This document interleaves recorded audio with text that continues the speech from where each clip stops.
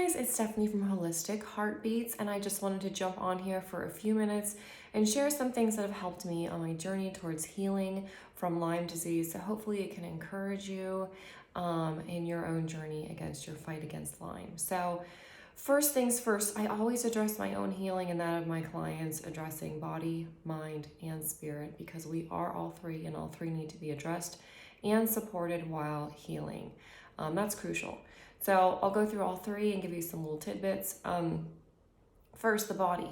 So one of the things that I've had success with and I love is ozone. And you've heard me talk about ozone a lot on my own Instagram channel. So what is ozone? It's an alternative treatment that's really designed to increase the amount of oxygen that's delivered to the body, really at a therapeutic level with pure ozone gas. So microorganisms that cause disease in our bodies are encapsulated by a cell wall that's very weak when it's in the presence of oxygen, and especially ozone.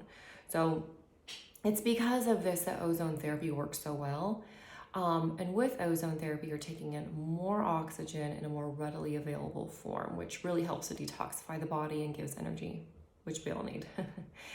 This treatment really stimulates the production of new stem cells and activates the existing cells. And when it comes to Lyme disease specifically, though, high-dose ozone therapy is effective in killing bacteria, spirochetes, viruses, fungus.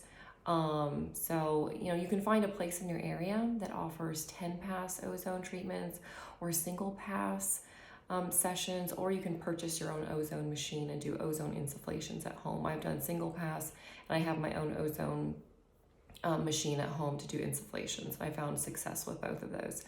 One thing I want to address, because I hear this a lot, it's often reported that ozone's dangerous and toxic.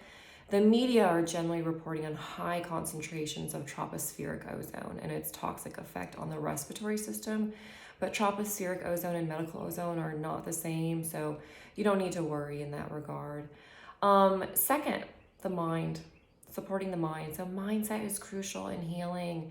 And only you can change your mindset. Nobody else can do that. Remember that no one else is responsible for your mental health, and don't ever put that expectation on anyone else either.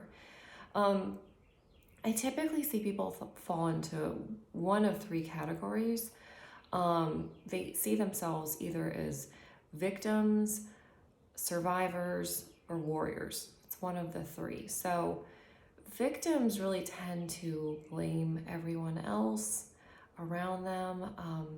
Survivors tend to kind of crawl up a wall and try to hang on for dear life.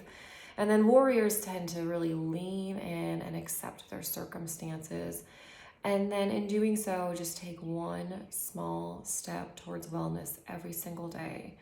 And that's, I think, the most healthy mindset to have, the warrior mindset. So what are some ways to help to cultivate a healthy mindset? That's the question. So things I love and things I do myself are daily affirmations, DNRS, and a gratitude practice. So when it comes to affirmations, it's helpful to say certain things to yourself. So I can give you some examples of this.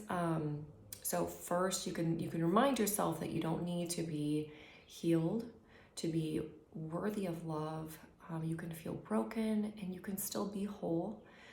You can still hurt and hope, and that you can be a little bit of everything, and it's only natural to feel a lot sometimes. Second, own your own emotions. Remind yourself that. Own my own emotions so that they don't own me. And then third, tell yourself the greatest gift that you can give and receive is the awareness of what it is that you need physically, mentally, spiritually, and that doing the inner work that you do directly benefits yourself and everybody else that's around you too. So when it comes to DNRS, I love incorporating that. DNRS really helps to boost endorphins because we're engaging in activities that boost our mood. So you can produce these healing neurotransmitters like dopamine, serotonin, oxytocin, endorphins, and you're doing this on your own. So other programs out there include Gupta's brain retraining program. A lot of people have success with that, and they really like that as well. You can check that out. And then third, the spirit. And people forget this a lot, but nothing will test your life and your faith like fighting for your life for years. It will make you question everything that you know to be true and every relationship you've ever had. Without a doubt, my suggestion for you is to know what you believe, know what you value, and then align yourself with those values to support you as you fight against Lyme disease. I've got some books that I've really enjoyed. The first is A Book of Comfort for Those in Sickness by Philip Power. In this book, he discusses God's character, the presence of suffering, and how it doesn't need to be a dark experience while we're going through it. The second is Dark Clouds, Deep Mercy by Mark Vroga. This is a great book. It's one of my favorites. And in this book, Mark discusses how to properly process and to grieve when the merry-go-round of our lives has stopped and we are forced to look at sickness and death in the midst of our grief. He describes how lament is how you live between the poles of a hard life and then trusting in God's goodness, and how lament can really tune our hearts back to what's really important and serve as a reorientation to the brokenness that lies underneath our lives. And then lastly, most important scripture, remember this. God doesn't censor the Bible, and a third of the Psalms, are written laments.